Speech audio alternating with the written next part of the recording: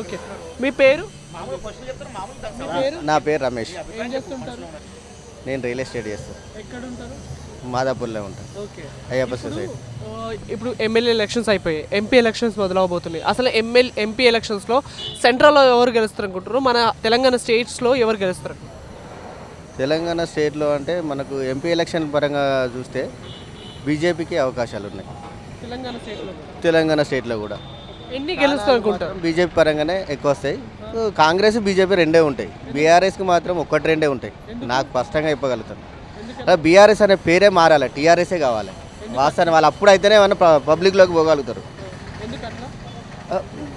ఇప్పుడు ఇంట్లో గెలిచి రచ్చ గెలవాలంటారు వాస్తవానికి. అంటే కేసీఆర్ ఇక్కడనే గెలవలేడు, బీఆర్ఎస్ పెట్టి కేంద్రంలో ఏం గెలుస్తాడు సార్?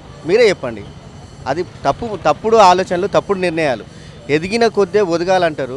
ఎప్పుడైతే కొంచెం ఎదగగానే నేను ఇంకా పైకి ఎదుగుతా, పైన ప్రైమ్ మినిస్టర్ని అవుతా అంటే అది ఆషామాష కాదు. చాలా ఒక ఎంతమంది కూడా ఇక్కడ ఉన్న ఒక 119 మంది ఎమ్మెల్యేలు మెయింటైన్ చేయాలి. కానీ సెంట్రల్లో 545 మందిని మెయింటైన్ చేయాలి ఎంపీ స్థానాలు. మామూలు విషయం కాదు. కాబట్టి దానికి ఎంత అవగాహన ఉండాలి, ఎంతమంది సీఎంలను, ఎంతమంది వారిని కూడా మనం చేయాలి. కాబట్టి అది ఎవరైతే అనుభవజ్ఞులు ఉంటారో వారితోటే అవుతుంది. కాబట్టి మళ్ళీ పోతే కొన్ని సిద్ధాంతాల ప్రకారంగా కూడా బీజేపీ చిన్న రకరకాలుగా కాశ్మీర్ 370 కానీ, అయోధ్య కానీ, మన కాశీ ధామ్ కానీ ఇలాంటి కొన్ని నిర్ణయాత్మకమైనటువంటి అసాధ్యమైనటువంటి సాధ్యాలను కూడా చేసింది. ఇవాళ ప్రజలు మీరు చూడండి, హైదరాబాద్లో బాంబు పేలులకు భయపడే వాళ్ళం ఒకప్పుడు. ఇప్పుడు ఏ గవర్నమెంట్లో జరిగినాయి, ఏ గవర్నమెంట్లో అలాంటి సంఘటనలు మనం దురదృష్టకరమైన సంఘటనలు చూస్తలేము అంటే కారణం ఏంటంటే అలాంటివి జరగకూడదు. ఎవరమైనా అంతే. మనం ముంబైలో చూసినాం దానికి జరిగిన అలాంటివన్నీ, అంటే 26/11 అట్లాంటి సంఘటనలు రిపీట్ కాకుండా ఉండాలి అంటే ఒక పట్టుదిట్టమైనటువంటి గవర్నమెంట్ ఉండాలి. ఏ డిపార్ట్మెంట్నైనా అవినీతి లేకుండా ఒక నిబంధనలతోటి పాలన ఉంటే అప్పుడు ఎవరైనా పక్క రాష్ట్రాల వల్ల, పక్క దేశాల వల్ల అయినా కూడా మనకు ఏం చేస్తారంటే మన దగ్గరికి రావాలన్నా, అడుగు పెట్టాలన్నా భయపడతారు. ఇప్పుడు ఆర్థిక వ్యవస్థలో చూడండి, ఎప్పటి నుండి చూసినా కూడా 3వ స్థానంలో ఉన్నాం మనం. ప్రపంచ ఆర్థిక వ్యవస్థలతో పోటీ పడుతున్నా ఇప్పటికీ యథావిధిగా 3rd స్థానంలోనే ఉన్నాం. అలాంటి అన్ని సాహోపేత నిర్ణయాల వలన ఈ విధంగా ఉన్నాం. కాబట్టి దానికి కూడా మనం ఏంటంటే బీజేపీ అనేది నా వ్యక్తిగత నిర్ణయంతో చెప్పగలుగుతున్నా. అందరి దృష్టిలో ఒక రకమైన అభిప్రాయాలు ఉంటాయి. కానీ నా ఉద్దేశం ఏంటంటే ఇక్కడ బీజేపీ ప్లస్ కాంగ్రెస్ రెండు కూడా ఎంపీ స్థానాల్లో పంచుకుంటాయి. కానీ బీజేపీ మీరు ఇంతమంది రామ మందిర్ అన్నారు కదా, కాంగ్రెస్ వాళ్ళు కొంతమంది ఏమన్నారంటే ఎలక్షన్ స్టంట్ గురించే రామ మందిరి ప్రాణ ప్రతిష్టాపన ఇప్పుడు చేశారు అని అంటారు. మీరేమన్నారు? ఒక మంచి పాయింట్ సార్ ఇది అడిగింది. ఎందుకంటే ఇప్పుడు ఇది ఎప్పుడో మొదలుపెట్టారు సార్. వాస్తవానికి అందరికీ తెలుసు. దీని శంకుస్థాపన జరిగి దాదాపు ఒక 3-3.5 సంవత్సరాల క్రితమే జరిగింది.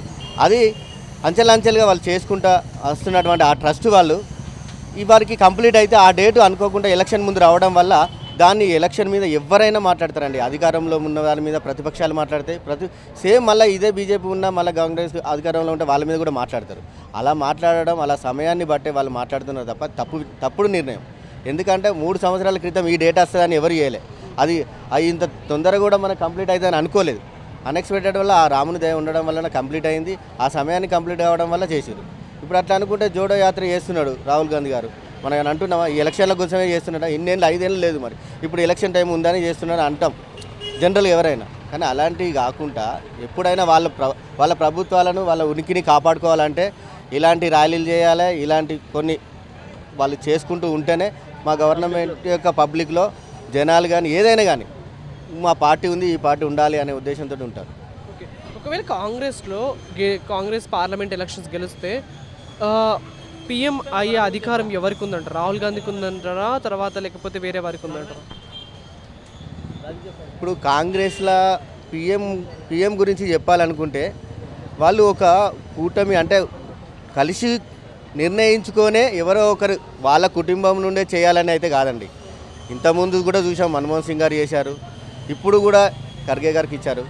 సరే రాహుల్ గాంధీ చేస్తాడు అని అయితే మనం వ్యక్తిగతంగా చెప్పలేము. అందరి నిర్ణయాన్ని మీదనే ఆధారపడి ఉంటుంది. పర్టికులర్గా ప్రధాని అవుతాడా అంటే ఎప్పటికొకసారి అయితే రాహుల్ గాంధీ గారు అవుతారు. క్యాపబుల్ ఉందంటారా? ఉంది, కంపల్సరీ ఉంది.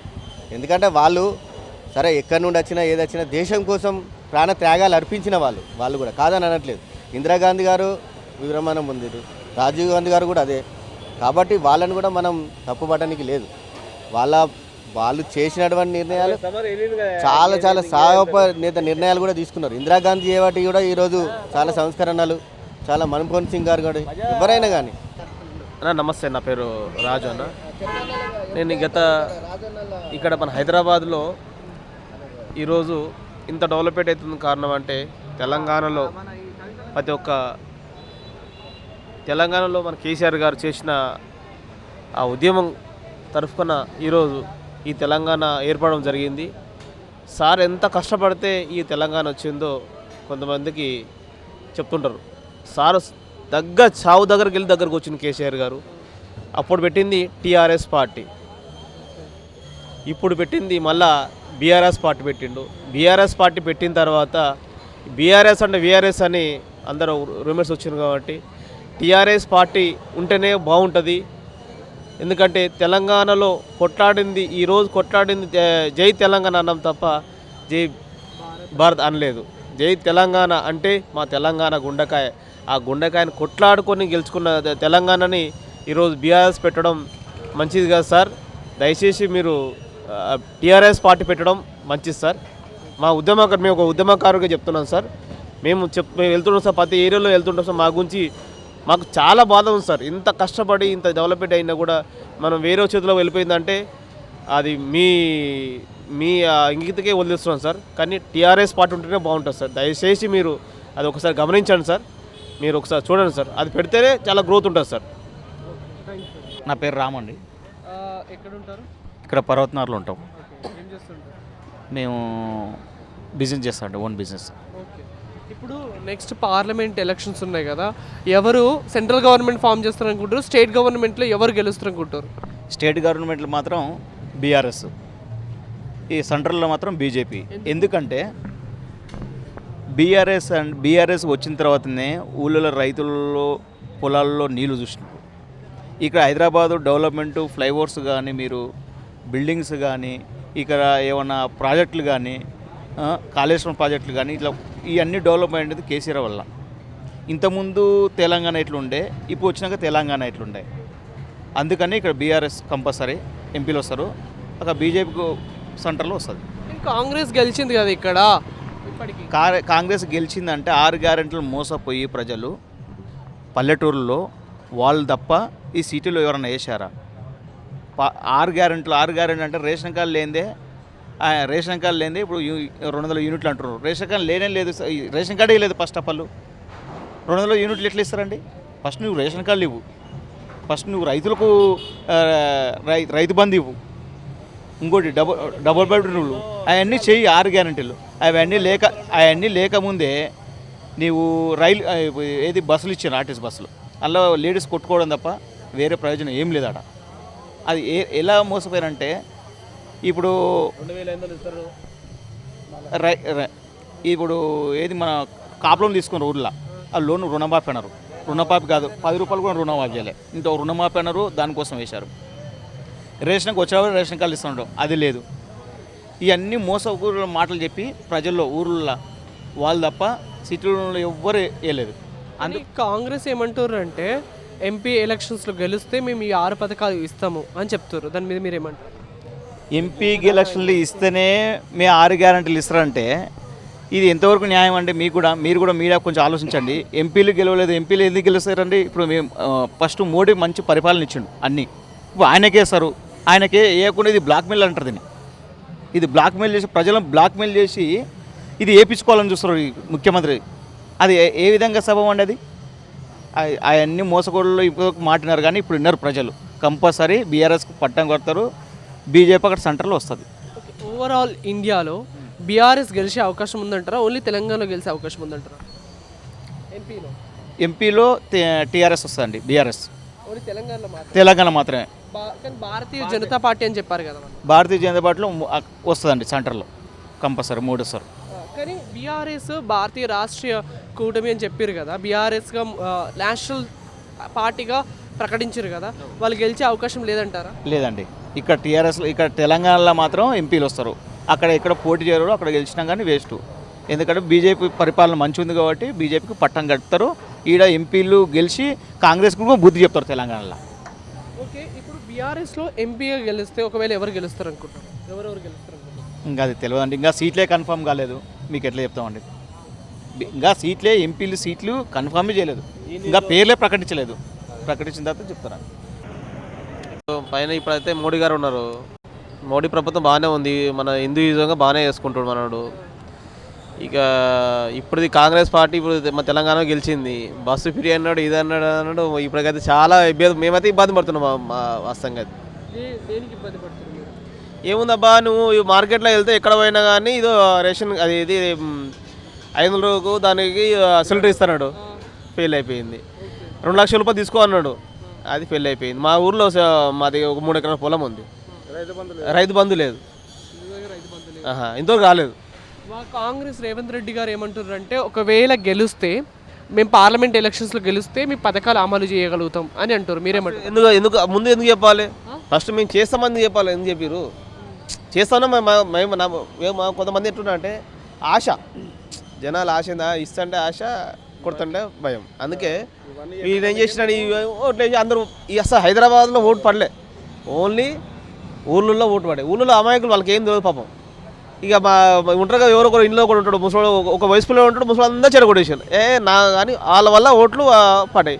వాళ్ళు ఇంత అనుభవిస్తారు ఇప్పుడు ఊళ్ళో వెళ్తే. మా అమ్మ నాయన ఊళ్ళో ఉంటారు, ఊళ్ళో ఉంటే ఇది తీసుకొచ్చిన కరెంట్ బిల్లు వస్తుంది, వాళ్ళ ఇంట్లో లేదు, తాళం వేసింది, కరెంట్ బిల్లు వస్తుంది. గ్యారంటీ లేదు, గ్యారెంటీ ఏమి. మినిమం బిల్ అయితే వస్తుంది కదా, కరెంట్ బిల్లు. మినిమం బిల్లు అది ఎంత అవుతుంది? 150 రూపాయలు వస్తుంది. 500 రూపాయలు వచ్చింది. ఒకవేళ బీఆర్ఎస్ గెలిచే అవకాశం ఉందంటారా పార్లమెంట్ ఎలక్షన్స్లో? 100% గెలుస్తుంది. ఎన్ని సీట్లు గెలుస్తారు? బీజేపీ ఎన్ని సీట్లు గెలుస్తారు? అంటే బీజేపీ అవకాశం ఉంది. ఇక ఈ బీజేపీ టీఆర్ఎస్ మధ్యలో ఉంటుంది. ఎందుకంటే ఇప్పుడు వాళ్ళందరూ గెలిచిపోయింది, లేడీస్ కానీ అందరూ గెలిచిపోయింది. ఎవరు మనకి ఉంటే బాగుంటుంది. వాళ్ళు ప్రజల్లో ఏం చేస్తారంటే, ఎవరు పని చేస్తే వాళ్ళకి ఓట్లేస్తారు, ఎవరు మంచి పని చేస్తే వాళ్ళకి ఓట్లేస్తారు, ఎవరు డెవలప్మెంట్ చేస్తారో వాళ్ళకి ఓట్లేస్తారు. కాంగ్రెస్ వాళ్ళు ఏమంటారు అంటే, మాకు మేనిఫెస్టోలు చెప్పుకోవాల్సిన అవసరం లేదు, బీఆర్ఎస్ వాళ్ళే పబ్లిసిటీ చేస్తున్నారు అని అంటారు. కానీ బీఆర్ఎస్ వాళ్ళు ప్రశ్నిస్తారు కదా పథకాల గురించి, దాని మీద మీరేమంటారు? మ్యానుఫ్యాక్చరింగ్ మన బీఆర్ఎస్ పార్టీ పెట్టలేదే, మేమే ఇది చేస్తాం అది చేస్తాం. మేనిఫెస్టో బీఆర్ఎస్ వాళ్ళే పబ్లిసిటీ చేస్తున్నారు అని అంటారు, మీరేమంటారు? అవన్నీ అది బోకస్ అన్ని. ఆయన అంతా రేవంత్ రెడ్డి ఏదో అంటుంటాడు కానీ చెప్తాడు అంతే, అయిపోయా. ఇప్పుడు ఏమంటలేడు ఆయన. ఫస్ట్లో ఎంత హుషారుండే, ఇప్పుడు ఎంత బాధపడుతుండే, ఒక నిరుద్యోగి కూడా ఎంత నరకం అంతా అనుభవిస్తుండు. రైతులు కూడా చాలా బాధ అనిపిస్తుంది. హైటెక్ సిటీలో చాలా ప్రతి ఇంటికి మేము రెంటల్ తెస్తున్నాం, రియల్ ఎస్టేట్. చాలా బాధపడుతుంది ప్రతి ఒక్కరు. నార్త్ అదర్ వేరే కంట్రీ వాళ్ళు కూడా చూస్తే కూడా చాలా బాధపడుతుంది. అసలు రియల్ ఎస్టేట్ ఇక్కడ మేము హైదరాబాద్లో రెంటల్ తెస్తుంటాం, ప్రతి ఇంటికి వెళ్తాం, ప్రతికి చూస్తుంటాం, వాళ్ళ బాధల్లో చెప్తుంటారు బాబు. అరే ఇట్లా అయిపోయింది, ఇట్లా అయిపోయింది, ఏముంది అందరూ కలాస్.